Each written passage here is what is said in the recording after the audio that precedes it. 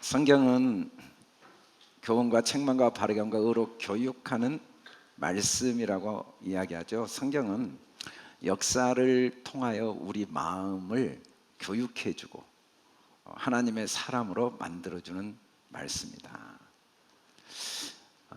만일에 이 성경 말씀이 우리 오늘 지금 나의 마음을 돕는 말씀이 되지 않으면, 나의 마음의 양식이 되지 않으면 성경 말씀을 우리가 의문의 묵은 것으로 사용하게 되고 무익하다라고 예수님이 이야기하셨죠.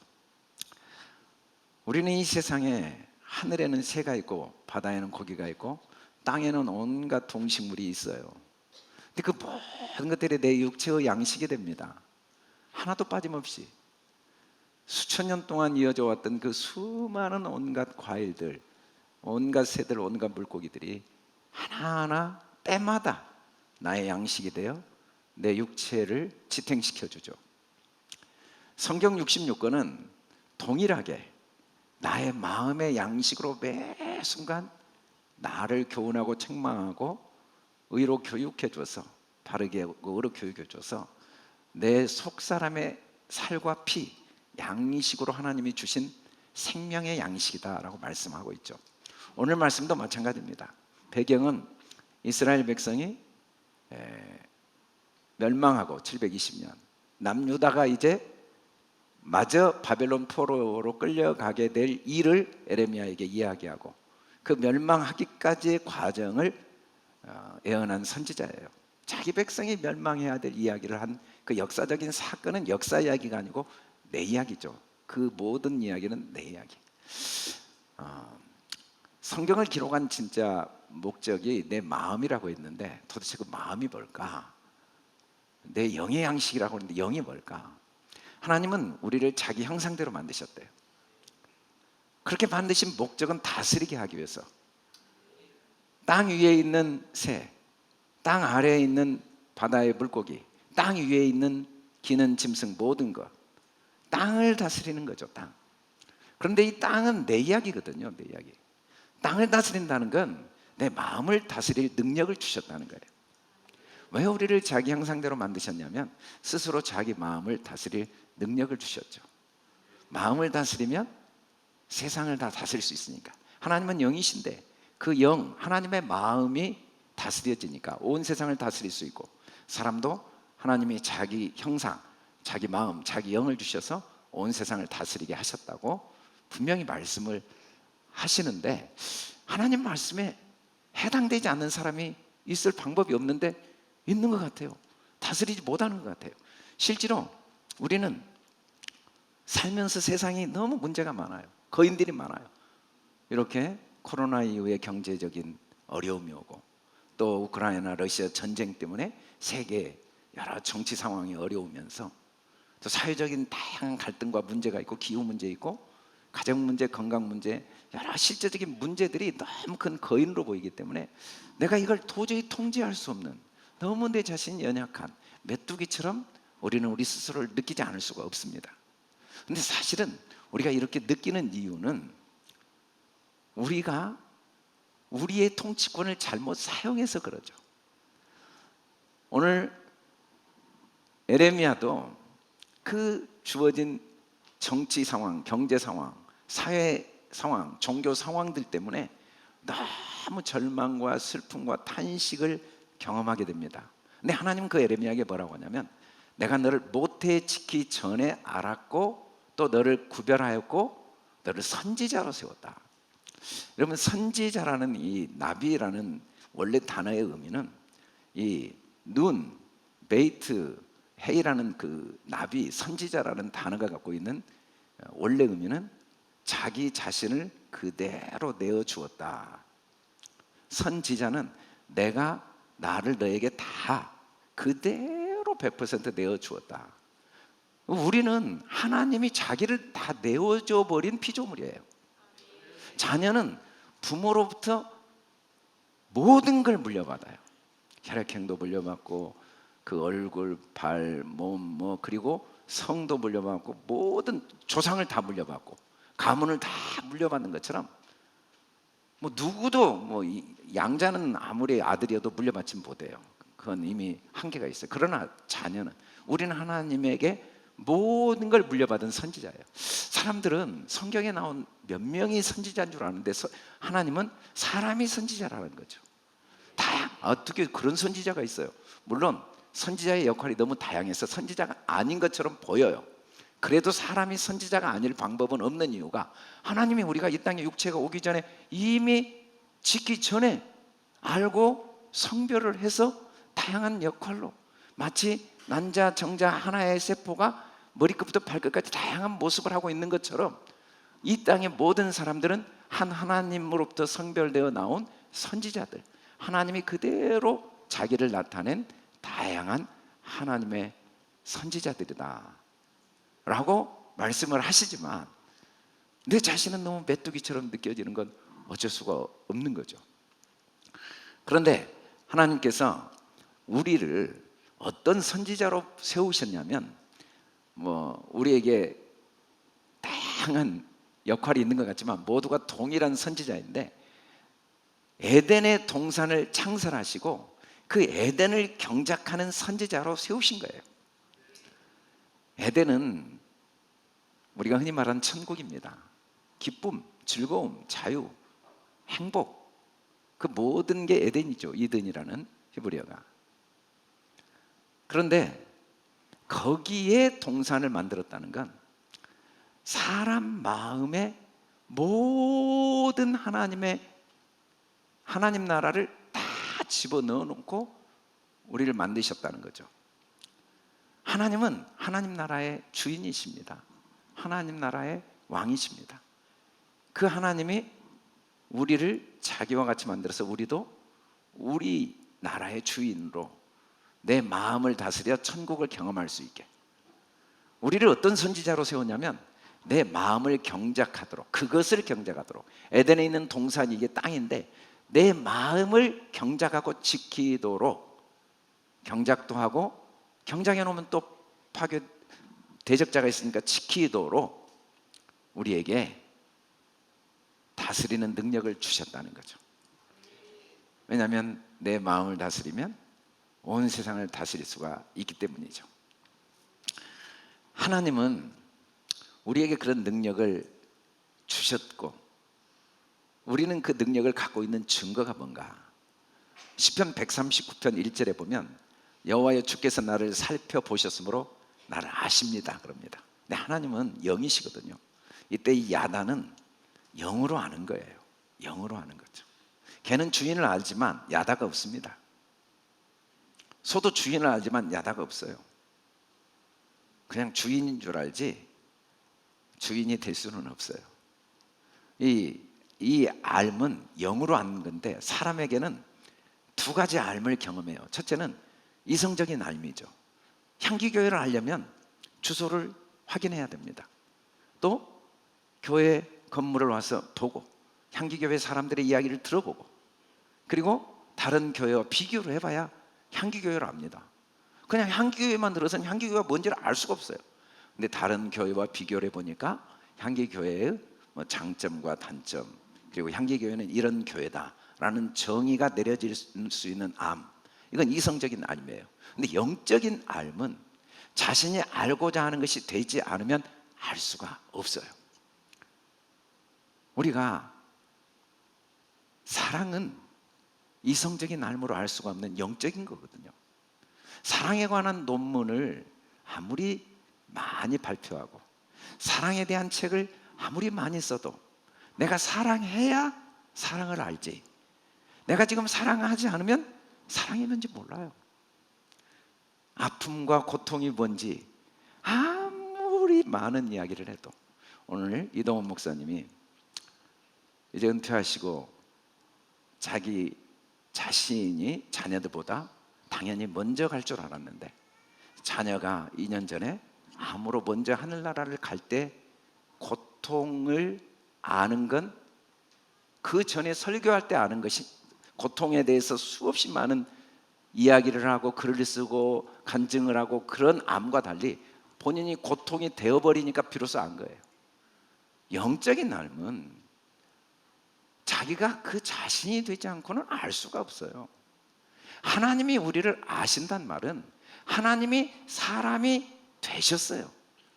빌립보서 2장 6절로 7절에 보면 하나님의 본체, 하나님의 그 동등함을 버리고 자기를 비워 종의 형체를 가지사 사람들이 되셨다라는 원어를 사람이 되셨다고 번역하기가 조금은 어색했나 봐요. 그래서 사람과 같이 되셨고 했는데, 우리는 누구냐면 하나님이 우리가 되신 거예요. 그래서 우리를 아셔요. 하나님은 영이시기 때문에 이성적인 알므로만 알 방법이 없고 영으로 항상 아시거든요. 그래서 하나님은 우리가 되시지 않으면 우리를 알 수가 없단 말이에요. 우리는 내가 누군지 모를 수는 있지만 그래도 내가 하나님이 육체가 된 나라는 사실이 바뀌진 않아요. 하나님은 자기가 완전히 내가 된 증거를 창세기 1장 26절, 27절에서 기록해 놓으신 것으로 말지 않고 십자가에 죽으시면서 완전히 내 수준으로 자기를 비워 하나님이 내가 사람이 되셨다는 걸 골고다, 그 해골이라는 골고다 언덕에 십자가에 자신을 못 박음으로써 확증하셨기 때문에 하나님은 나를 아실 수밖에 없어요. 영으로 아실 수밖에 없어요. 시편 139편 2절부터 계속 이어지는 말씀은 내가 하늘 끝에 가도 하나님은 거기에 계시고, 내가 지옥 수월 깊은 곳에 내려가도 하나님은 거기에 계실 수밖에 없는 이유가 하나님이 내가 되셨는데, 내가 지옥 가는데 어떻게 나 혼자 가요? 하나님이 내가 되셨는데.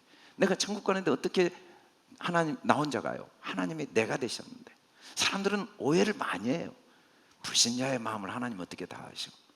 이 많은 사람의 기도를 어떻게 다 아셔? 아니, 하나님이 각 사람이 되셨는데 각 사람의 생각을 어떻게 정확히 모를 방법이 있겠어요? 항상 정확히 아시죠. 우리는 내가 뭘 생각하는지 나도 정확히 알거든요. 나는 알아요. 나는 내가 지금 뭘 느끼고 있고 뭘 말하고 있고, 내가 말하는 진짜 이유가 뭐고, 말할 때 내 감정은 뭐고, 동기가 뭔지 나도 아는데 하나님이 내 안에서 모르시겠어요? 하나님은 다 아시죠. 다 아세요. 그 하나님, 자기가 사람이 되셔서 우리를 완전히 아시는 그 하나님은 성경 66권을 통해 우리가 누구인지를 알도록 도우심으로써 우리도 자기 에덴 영광에 참여하도록 도와주시는 영의 말씀이 성경이에요. 성경 66권은 딱 하나예요. 내가 누구인지를 알도록 도우시는. 내가 누구인지를 안다는 게 뭘까요? 내가 누구인지를 알면 우리는 매 순간 그때그때 에덴을 누리지 않을 수가 없어요. 내가 누구인지를 모르기 때문에. 하나님이 사람이 되신 것처럼 내가 그리스도인 것, 내가 하나님의 아들인 것, 내가 뿌리를 들어가 보면 하나님일 수밖에 없다는 것, 내 삶의 끝에 가보면 하나님일 수밖에 없다는 것, 하나님께로 나와서 하나님께로 가는 또 다른 하나님들, 하나님의 자녀들일 수밖에 없다는 걸 안 만큼만 에덴 마음을 통치하고 비로소 하나님의 영광, 행복을 누릴 수 있겠죠. 우리는 오해를 많이 합니다. 이 정도 되면 행복하겠지, 이 사람은 행복하겠지. 오늘 우리가 함께 본 영상의 이동훈 목사님도 똑같이 말씀을 아무리 많이 깨달으시고 아무리 하나님과 깊은 교제를 해도 생로병사, 희노애락을 매 순간 똑같이 느껴요. 저 정도 되면 슬픔이 없겠지. 사람은요 다 똑같아요. 겉모습은 너무 다양하지만 매 순간 희노애락이 동시에 느껴지지 않을 방법이 없어요. 기쁨은 슬픔과 함께 오지 않을 방법이 없고, 삶은 죽음과 함께 오지 않을 방법이 없어요. 삶은 죽음을 항상 의식하지 않을 수가 없는 거죠. 죽음은 이미 또 다른 삶으로 들어가는 거예요. 분리되어 있지 않아요. 다만 내가 누구인지 모르기 때문에 상황에 의해서 행복이 좌우된다는 오해와 착각으로 에덴을 놓칠 수 있죠. 자기 통치권을 잘못 사용해서, 자기에게 다스리는 권세가 주어져 있는데 잘못 사용해서. 우리가 이걸 잘 사용하면 나를 알게 되고, 나를 알면 또 잘 사용하게 돼요. 어떻게 잘 사용할 수 있을까요? 어떻게 나를 더 깊이 알아갈 수가 있을까요? 나를 올바로 아는 건, 올바른 내가 돼야 나를 아는 거예요. 영으로 알아야 진짜 나를 아는 거지, 뭐 내가 나이가 몇이고 뭐 직업이 뭐고 사람들이 나를 어떻게 인정해주고 천년을 알아도 그 속에는 에덴이 없습니다. 그 속에는 자유가 없어요. 그 속에는 능력이 없고 행복이 없어요. 진짜 나를 알아야 돼요. 진짜 나를 안 만큼 그대로 현실의 삶에서 에덴의 크기를 경험하게 되죠. 진짜 나를 알아가는 과정에서 하나님의 성경을 통해 우리에게 교훈하시는 첫 번째는 나를 위해 공의를 심어야 됩니다. 우리 큰 소리로 같이 한번 읽어봅시다. 시작. 첫째, 나를 위해 공의를 심자. 다시 한번 시작. 첫째, 나를 위해 공의를 심자. 너희가 자기를 위하여 공의를 심고, 그러면 인애를 거둬요. 인애는 에덴이죠. 기쁨, 자유, 행복을 거둬요. 공의는 안 심고 인애를 거두기를 억만 년을 기다려도 불가능한 일입니다. 공의는 말 그대로 오른쪽, 성경에 그렇게 오른쪽이 많이 나와요. 오른쪽에 그물을 깊은 데고 있던 데라 오른쪽. 의죠, 의. 옳은 거예요. 옳은 거, 올바른 거. 여러분, 자기를 올바로 보지 않으면서 인애가 경험되어지기를 원한다. 하나님 나라, 기쁨과 행복을 누리기를 원한다. 그것은 씨를 심지 않고 열매를 거두기를 원하는 어리석은 행동입니다. 우리는 나를 어떤 경우에도 올바로 대해야 돼요. 우리의 삶에 일어나는 모든 사건들은 다 나의 삶에 주신 하나님의 선물이에요. 나의 경험들이지 내가 아니에요. 그래서 우리는 절대로 자학하거나 실수에도 자책하거나 낙심하거나 원망하거나 불안해해서는 안 돼요.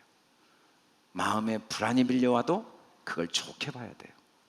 염려가 밀려와도 그걸 좋은 경험으로 받아들여야 돼요. 염려가 없는데 평안을 어떻게 배우고, 불안이 없는데 마음의 여유를 어떻게 배우겠습니까?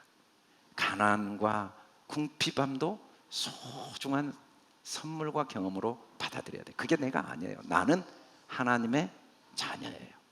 변할 수는 없어요. 우리가 돈이 많다고 부자가 아니에요. 나는 하나님의 자녀여서 부자예요. 우리가 돈이 없다고 가난한 게 아니에요. 가난을 경험하지만 그래도 나는 나를 위해 올바른 공의를 절대로 버리면 안 돼요. 이 가난 속에서 이 가난을 경험하지만 내가 실수가 없는 건 아니에요. 그럼에도 불구하고 나는 죄를 지을 방법이 없는 의로운 자임을 내가 나를 받아들여야 돼요. 그 죄를 통해 깨닫고 교훈을 받는 소중한 기회죠. 죄가 없으면 의를 어떻게 배워가겠습니까? 실수가 없으면, 실패가 없으면 성공을 어떻게 경험해 가겠습니까? 그래서 우리는 어떤 경우에도 아멘, 좋습니다. 우리가 아픔이 없다는 게 아니라 아픔도 참 좋은 겁니다. 우리가 어리석음이 없다는 게 어리석음도 좋은 겁니다. 나를 무시하거나 나를 정죄하지는 않겠습니다 라고 자기에게 공의를 심을 의무는 나밖에 없고, 그 능력도 나밖에 없고, 그 책임도 나밖에 없도록 하나님이 자기 형상대로 지어 놓으셨다는 거죠. 그것에 대해서 묵은 땅을 기경해야 돼요. 왜냐하면 땅은 아무 문제가 없는데 땅이 오래 지나다 보니까 산소가 공급되지 않고, 그래서 땅이 제 역할을 못하는데 갈아엎어버리면 산소가 공급되고 그 땅은 제 역할을 하게 돼요. 문제는 없어요. 여러 어려움들은 내 묵은 땅을 기경하는 기회라고 생각해야죠. 그래서 문제 때문에 두려워하면 안 돼요. 문제를 통해 배우는 거죠. 두려움 때문에 두려워하면 안 돼요. 진짜 문제는 두려움을 두려워하는 거죠. 나 왜 두려워하지? 그럴 수도 있지. 나 왜 낙심하지? 그럴 수도 있죠. 낙심 자체는 문제가 아닙니다.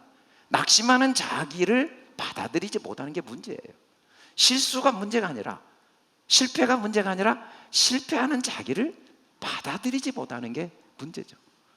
우리는 그걸 받아들여야 돼요. 실패를 통해 또 배우게 하는, 실패는 얼마나 나에게 또 다른 소중한 선물을 주는가. 우리는 무서워할 일들이 많지만 무서워하면 안 돼요. 그 무서움을 받아들여야 돼요. 그게 나를 위해 공의를 심는 거죠. 모든 걸 아멘, 예, 그거 다 나에게 하나도 빠짐없이 소중한 겁니다. 여러분, 아름다운 그림을 그리는데 단색으로 그리면 아름다운 그림이 나오지 않겠죠. 다양한 색깔이 가미될 때 좀 더 선명하게 말하고자 하는 그 의미가 그림에 담길 수가 있는 것처럼, 우리 삶의 단조로움은 삶의 가장 큰 고통과 저주입니다. 아무 문제 없기를 원하지만 아무 문제가 없으면 아무 기회도 없어요. 아무 실패가 없고 아무 고난이 없기를 원하지만 아무 실패가 없으면 아무 성공과 아무 삶의 보람도 없어요. 다양한 경험들은 하나도 소중하지 않은 게 없다는 걸 받아들이고, 자기만은 항상 자기가 공의를 심어야 돼요. 괜찮아, 좋은 거야, 잘했어. 둘째는 우리 크게 같이 한번 읽어봅시다. 시작. 둘째, 마음의 동산을 아름답게 가꾸자. 여호와여, 시온의 모든 황폐한 곳을 위로하여 그 사막을 에덴 같게, 광야를 여호와의 동산 같게 하였나니 그 가운데 기뻐함과 즐거움과 감사함과 창화가 하는 소리가 있죠. 여러분, 우리가 황폐하게 되지 않는다는 게 아니에요. 세상에 황폐한 일이 안 일어난다는 게 아니에요. 황폐한 일을 없애려고 하면 안 돼요. 그 황폐한 일들은 황폐한 일대로 기회로 삼아야죠. 그럴 때 그 황폐한 일은 자기 역할을 다하고 없어지겠죠. 아무리 없애도 또 황폐한 일은 생기게 돼 있어요. 우리는 자꾸 문제가 없어지기를 원해요. 그 문제를 없애놓으면 또 다른 문제가 생겨야 기회가 오는데 어떻게 문제가 완전히 없어지겠어요? 다만 우리는 그 문제도 다스릴 능력이 있죠.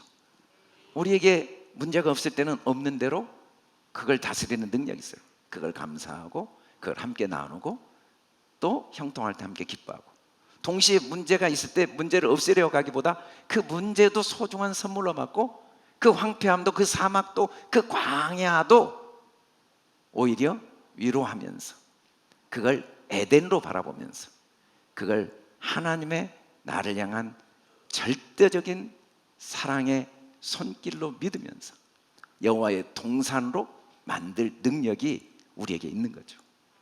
우리는 동산을 아름답게 가꿀 능력이 있어요. 사람에게 하나님이 복 주신 진짜 복은 뭐냐면요, 생육하고 번성하여 땅에 충만한 거예요. 땅이 갈수록 마음이 충만해지는 거예요. 땅을 정복하는 거예요. 땅은 내 마음에 남편, 아내, 세상, 아니 그 큰 러시아를 정복하면 무슨 의미가 있겠어요? 내 마음을 정복하지 못할 때 얼마나, 이스라엘은 왕이 되면 무슨 의미가 있겠어요? 내 마음을 정복하지 못하면. 근데 누구나 마음을 정복할 능력은 주어져 있어요. 우리가 메뚜기같이 살거나 환경과 상황에 지배를 당한 이유는 내게 주어진 통치권을 올바로 다스리는 능력을 올바로 사용하지 못해서 그렇죠. 구체적으로 어떻게 정복해야 되냐면 바다의 물고기를 정복해야 돼요. 우리는 그 깊은 바다의 끝도 없이 있는 물고기처럼 수많은 생각들이 어디 그렇게 깊이 숨어 있는지 끝도 없이 내 속에 알 수 없는 생각들이 있어요. 왜 그런지 나도 모르지만 그 많은 생각들이 있어요. 이 사람은 싫어요, 이 일은 싫어요, 나는 운동 싫어요, 나는 노래 싫어요, 나는 공부 싫어요. 그냥 왜 그런지 모르는데, 이유는 모르는데 내 속에 그런 생각들이 끝없이, 나 그 사람 싫어요, 그런 생각들이 나와요. 그리고 하늘의 새처럼 순간순간 잠시도 쉬지 않고 생각이 떠올라요. 아유, 정말 생각을 오늘 아무것도 안 해야지, 아무리 하려고 해도 새가 마음대로 날아다니는 것처럼 떠오르는 생각을 아무리 멈추려고 해도 또 떠오르고 또 떠오르고 또 떠오르는 거예요. 땅에 움직이는 모든 생물처럼 내 안에는 욕망과 감정이 끝없이 요동쳐요. 비교하고 싶고, 남에게 자랑하고 싶고, 남에게 책임을 전가하고 싶고, 남과 경쟁해서 이겨보고 싶고, 남의 걸 빼앗아보고 싶고, 남보다 더 많은 걸 누려보고 싶은 욕망, 그리고 항상 더 즐겁고 평안하고 행복하고자 하는 그 감정들이 끝없이 움직여요. 돼지처럼 탐욕적인 욕심이 생기고, 사자처럼 그냥 이유도 없이 그 물어뜯고 무시하는 감정들이 내 속에 계속 일어나는 거예요. 사실은 이 감정들은 소중한 기회예요. 내 통치권을 사용할 수 있는 기회예요. 그 감정 자체가 문제가 아니라 그걸 잘 다스리면서 내 마음에 점점 사람을 얻어가고, 세상을 얻어가고, 삶을 점점 얻어가죠. 이런 감정들이 없으면 어떻게 우리가 그렇게 탐욕스러운 사람을 이해할 수 있고, 그렇게 남에게 아픔과 고통을 주고 남을 물어뜯는 사람을 이해할 수 있겠어? 나도 그런 감정이 있으니까. 근데 내가 그걸 다스리면서, 그분을 품으면서 내가 또 다른 통치권을 경험하면서 평안을 누리고 다양한 사람들과 소중한 경험을 하고 삶에 많은 기쁨을 얻게 되죠. 우리가 진짜 오해하고 있는 건, 환경이 나를 아름답게 해줄 수 있다는 오해를 할 수밖에 없는 그런 구조 속에 있어요. 이번에 우리 김성재 선교사님이 필리핀 뿔라에 그 자기 친 자녀를 성폭행할 정도의 그 타락과 생지옥이다, 마약과 그 생지옥이다라고 말하지만, 그 땅이 생지옥이 아니라 마음을 다스리지 못한, 마음을 가꾸지 못한 사람들 때문에 그런 땅이 된 거예요. 근데 그 땅에서 그 김성재 선교사님은 천국을 누리고 있어요. 왜냐하면 자기가 마음을 다스려 버리니까. 그리고 자기가 마음을 다스리면서 남들은 다 비웃죠. 왜 그렇게 사냐고. 그런데 자기 마음을 다스리니까 그곳에서 천국을 누릴 뿐 아니라 한 명 한 명에게 아름다운 정원을 함께 누릴 수 있도록 도울 수가 있는 거죠. 사람들은 끝까지 외부에만 관심을 가져요. 모든 외부는 내 마음을 다스리도록 도와주는 선물인데, 사람에게 관심 갖고 사람 변하기를 원하고 환경 변하기를 원하고 상황 변하기를 원해요. 오히려 그게 내 마음을 올바로 다스리는 통치권을 발휘할 기회죠. 난세 영웅이 나온다고. 우리 삶에도 여러 어려움들 때문에 비로소 내 통치권을 올바로 사용하면서 비로소 이미 하나님이 허락하신 천국을 경험할 수 있는 거죠. 우리 셋째 크게 한번 읽어봅시다. 시작. 셋째, 최고의 통치권을 사용하자. 에레미야는 하나님이 자신을 선지자, 또 다른 자기로 만들었다는 말을 받아들일 수 없었어요. 나는 아이라 말을 못하고 두렵습니다. 그때 하나님 뭐라고 이야기했냐면, 내가 너와 함께한다. 너는 나야, 임마누엘.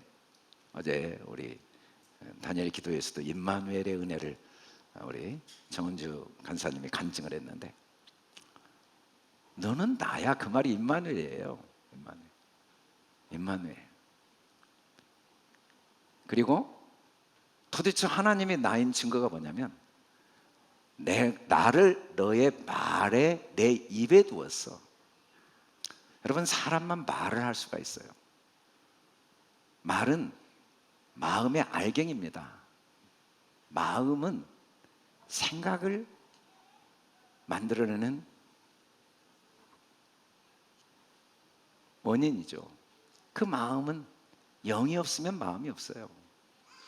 하나님의 마음, 하나님의 영이 우리에게 이미 우리 안에 와 계시니까 우리가 마음이 있고 생각이 있고 말을 하죠.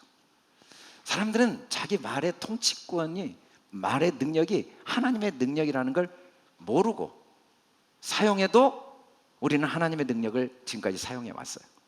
알고 사용해도 지금까지 하나님의 능력을 사용해 왔고, 내 말은 절대적인 능력을 가지고 있죠. 다만 이 말을 어떻게 사용해야 되는가, 올바로 사용해야 돼요. 하나님은 여러 나라와 여러 왕국 위에 우리를 세웠다는 건 우리에게 말할 능력, 생각할 능력을 주신 거예요. 문제는 없습니다. 그 말의 능력으로 뽑을 건 뽑고 파괴할 건 파괴하고 파멸할 건 파멸하면 돼요. 그런데 뽑을 걸 세우고 파괴할 걸 다시 회복시키고 파멸할 걸 계속 유지시키면 우리는 스스로 그 내게 주어진 최고의 통치권으로 원치 않는 경험을 매일 하겠죠. 그러나 뽑을 걸 뽑아버리고 파괴할 걸 파괴하고 파멸할 걸 파멸하면 우리는 어떤 상황에서도, 문제는 전혀 문제가 아니고 어떤 상황에서도 그 아들이 암으로 죽어간 상황 속에서도 또 다른 이전에 경험하지 못한 하나님의 나라 에덴을 경험할 수 있다는 거죠. 왜냐하면 우리는 여러 나라 여러 왕국 위에 있는 절대 완전한 최고의 통치권이 주어진 유일한 존재이기 때문에 우리가 다시 심으면 됩니다. 다시 세우면 돼요. 온유한 자는 복이 있다고 그랬어요. 땅을 기업으로 얻는데 내가 내 마음을 얻으면 사람의 마음을 얻지 않을 수가 없어요. 내가 내 마음을 다스리면 아내의 마음을 얻지 않을 수 없고, 내가 내 마음을 다스리면 자녀의 마음을 얻지 않을 방법은 없겠죠. 그러나 내가 내 마음을 다스리지 못하면 내 마음의 땅도 얻지 못하지만 누구의 땅도 얻을 수는 없습니다. 몸은 얻을 수 있어요. 돈은 얻을 수 있어요. 명예는 얻을 수 있어요. 건물은 수백 채 가질 수 있어요. 그러나 그건 다 나와 나의 행복과 아무런 관계는 없어요. 마음을 얻을 때 우리가 돈을 얻고, 또 마음을 얻을 때 건물을 얻고, 마음을 얻을 때 사람을 얻게 된다면 그것은 뿌리에서 나온 아름다운 열매겠지만 마음은 얻지 못하고 아무리 많은 걸 모아다 놔도 뿌리에서 나오지 않는 썩은 열매일 수밖에 없다는 걸 바꿀 수는 없는 거죠. 온유한 자는 마음이 약한 자가 아닙니다. 통치권을 잘 사용한 자예요. 자기 마음과 감정과 생각을 잘 길들이는 거예요. 내 안에는 24시간 물고기들이 끊임없이 헤엄치고 있어요.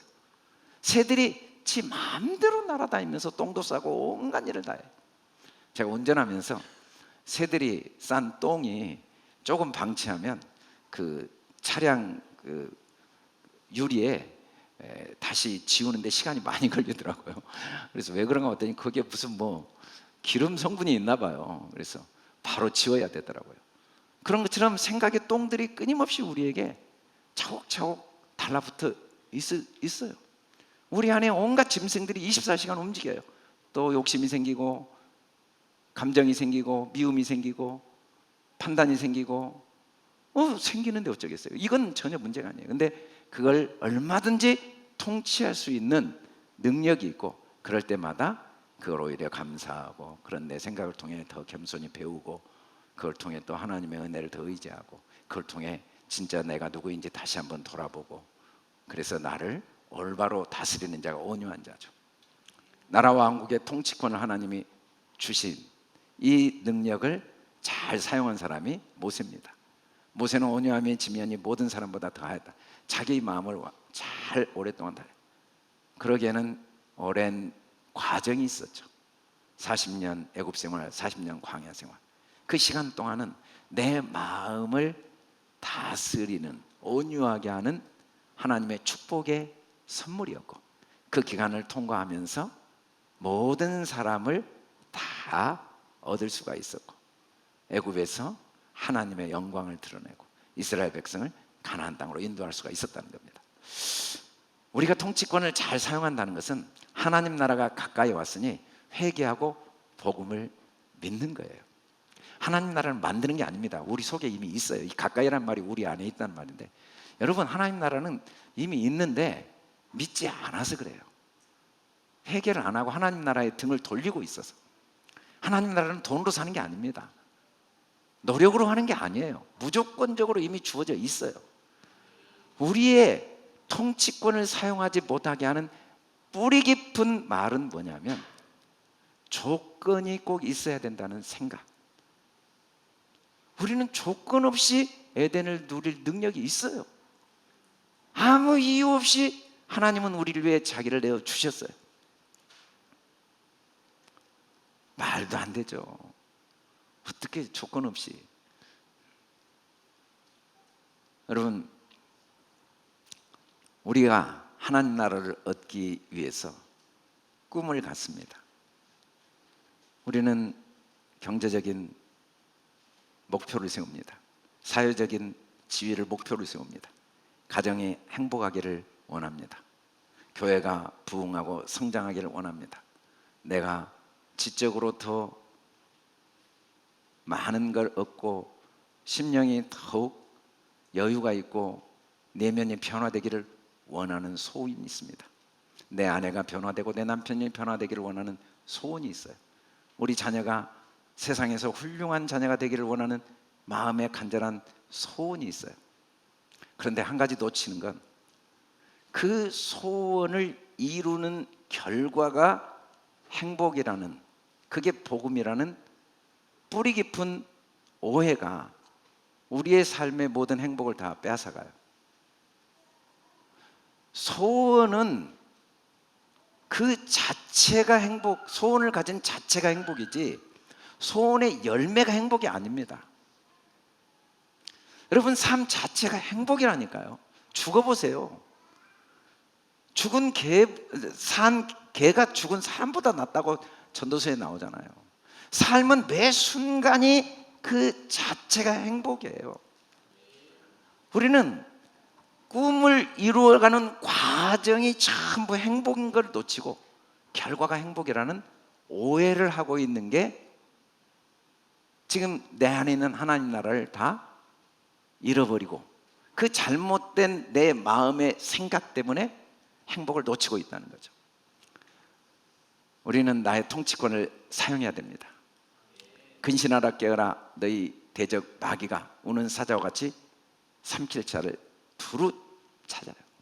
여러분, 24시간 문제는 우리에게 끊임없이 다가옵니다. 파도처럼 감각적으로 합리적인 논리 속에서 우리에게 수없이 많은 정보를 제공합니다.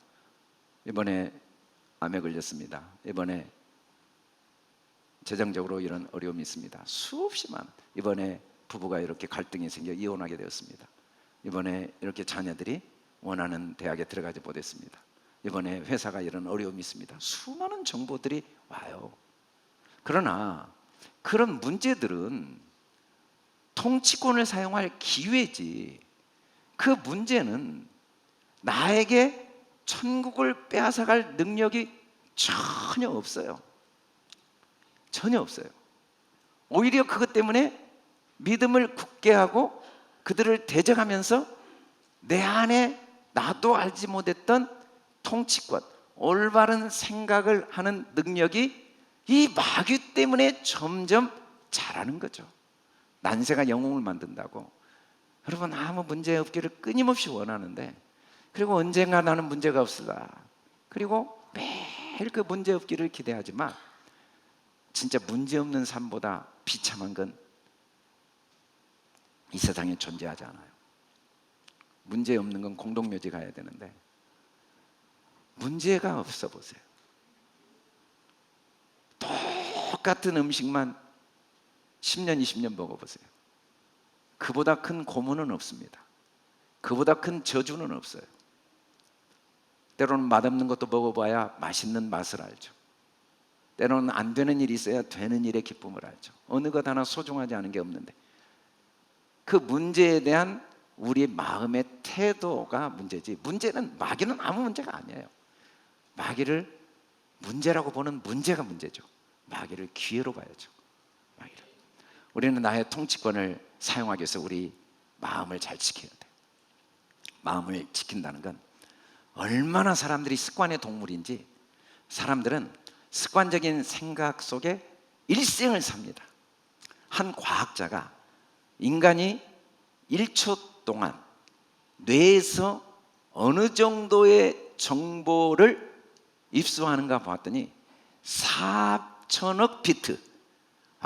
정말 똑딱할 속에 오감을 통해 4천억 비트의 정보가 뇌에 들어오는데, 그 중에 자기가 인식하는 건 딱 2000비트, 200만 분의 1인가 뭐. 그리고 평생 그 수준으로만 모든 것을 해석하고 사는 거예요. 초등학교 때 배웠던 대로 뭐 이런 형태의 사람 싫어 그러면 죽을 때까지 그 사람 싫은 거예요. 그냥 뭐 이유도 없어요. 그냥 습관대로 사는 거예요. 뭐 돈 많아야 좋아 그럼 이유도 없어요. 그냥 습관대로 돈. 남들보다 더 경쟁해서 이겨야 돼. 그럼 평생 이겨 아무 생각 없어요. 그냥 습관대로, 습관 덩어리들이거든요. 그리고 그 생각의 오류에 대해서 한 번도 살피질 않아요. 절대로 자기를 돌아보지 않아요. 그 자기의 통치권을 0.00001번 딱 사용하면서도 잘못 사용하고 있는 문제라고 상상도 하지 않고 상황 때문이라는 확신을 갖고 있는 우리의 마음을 살펴야 된다는 거죠. 나는 절대적인 통치권을 가지고 있다는 걸 기억해야 돼요. 우리는 얼마나 뿌리 깊이 이런 문제는 어쩔 수 없어. 남편 때문에 나는 어쩔 수가 없어. 건강 때문에 나는 어쩔 수가 없어. 상황 때문에 어쩔 수가 없어. 국가의 문제를 내가 어떻게 해? 이 기후 문제를 어떻게 해? 이 시대 문제를 어떻게 해? 라고 착각하지만 다니엘 기도에는 계속해서 똑같은 상황에서 전혀 다른 삶을 사는 사람들의 간증을 매일 듣고 있어요. 똑같이 몸이 장애인데 정말 건강한 사람도 할 수 없는 일을 하고, 똑같이 수많은 교회 개척에서 그 몇 년 사이에 말할 수 없는 슬픈 일을 당했는데 그것 때문에 또 다른 은혜를 배우고, 아버지가 그렇게 고통을 당하는 경험을 했지만 똑같은 상황 때문에 자기 삶은 저주를 받았다고 생각할 수도 있고, 그건 자기 통치권을 그렇게 사용한 거죠. 여러분, 우리는 절대적인 통치권을 가지고 있어요. 어떤 경우에도 행복을 만들어낼 능력이 절대적으로 있어요. 그 속에 하나님의 선한 뜻이 있다는 걸 내가 인정하는 한 어떻게 노예 생활이 자유로운 생활이 안 될 수 있고, 그 속에 나를 향한 하나님의 선한 뜻이 있다고 인정하는 한 어떻게 감옥이 천국이 안 될 방법이 있겠어요? 왜냐하면 절대 통치권이 나한테 있으니까. 아무리 이스라엘의 왕이 되어도 이곳이 나의 감옥이라고 생각하는 한 어떻게 감옥 생활을 안 할 방법이 있겠어요? 남들이 다 부러워하는 사울 왕이지만 악신에 시달리는 고통을 어떻게 안 당할 방법이 있겠냐고. 왜냐하면 통치권은 자기 자신에게만 절대적으로 있는데, 우리는 수없이 많은 조건을 달아요. 다윗 때문에 안 돼, 남편 때문에 안 돼. 그럴 일은 존재하지 않습니다. 그렇게 안 된다는 데 생각만 존재해요. 나에게 주어진 절대 통치권을 그렇게 사용한 나의 어리석음, 미숙함 외에는 내 삶에 문제는 없다는 것을 성경은 수천 번 반복해서 보여줘요. 창세기부터 계시록까지 그 이야기로 가득 차 있죠. 결론적으로 하나님, 우리가 통치권을 사용하기를 원합니다. 자신을 존중하고 사랑하고 그 증거로 웃음으로 하루를 시작하고 웃음으로 마치기를 원해요. 우리 좌우 옆 사람 보고 웃으면서 합시다. 웃으며 설교 들읍시다. 좀 웃고 우리 인사 매일 만날 때마다 합시다. 우리 웃고 인사합시다. 여러분, 우리가 웃음을 선택해야 됩니다. 웃을 일이 있는 게 아니라 우리가 웃음을 선택해야 돼요. 왜냐하면 우리는 웃지 않을 수가 없어요. 우리가 아무리 고민이 많고 문제가 많고 아무리 어려움이 있어도 우리의 뿌리를 깊이 들어가 보면 결국 하나님께로부터 왔어요. 우리는 하나님들이에요. 그걸 바꿀 수가 있어야죠. 아무리 별일을 다 껴 손발이 다 잘리고 뭐 두개골이 깨지고 뭐 해도 들어가 보면 하나님께로부터 왔고, 우리 몸이 온갖 병으로 다 만신창이가 죽어도 그 끝은 하나님께로 갔는데 웃지 않을 수가 있겠습니까? 이게 다 우리를 향한 하나님의 선물인데. 두 번째는 우리는 현재 모든 것에 무조건 감사하고 사랑해야 됩니다. 우리가 보상을 위해서 삶을 사는 게 아니에요. 삶이 보상이에요. 어떤 분은 공부를 열심히 하고 대학에 떨어졌다고 억울하대. 아니 공부 자체가 보상인데 뭐가 억울해요? 공부한 자체가 보상이다니까요. 어떤 분은 아내를 열심히 섬겼는데 남편이 몰라줘서 억울하대요. 아니 섬김 자체가 보상이다니까. 그게 얼마나 내 삶의 의미이고 가치인데 자꾸 오해를 해요. 어떤 분은 실컷 남을 위해 전 세계를 다니면서 선교하고 희생하고 헌신했는데 아무도 알아주지 않는다. 아니 그 자체가 내 인생에 주어진 시간에 최고의 의미 있는 가치 있는 시간을 보낼 수 있는 보상이에요. 저는 자주 혼자 생각을 해요. 저도 삶에 고민이 많고 갈등이 있고 염려도 끊임없이 밀려오지만 단 한순간도 마음에 후회와 낙심은 용납하기가 싫어요. 내가 한 모든 선택들이 그 자체가 보상이었는데 내가 무슨 보상을 바라고 목회를 한 것도 아니고 보상을 바라고 무슨 설교를 한 것도 아니고 설교 자체가 저한테는 그냥 보상이에요. 누가 이 설교에 대해서 어떤 이야기를 해도 저는 너무 감사해요. 내가 설교 그 시간이 하나하나 내 삶의 보상인데 그런데 우리는 계속 속아요. 삶은 보상을 위한 도구로 삶 자체가 보상인데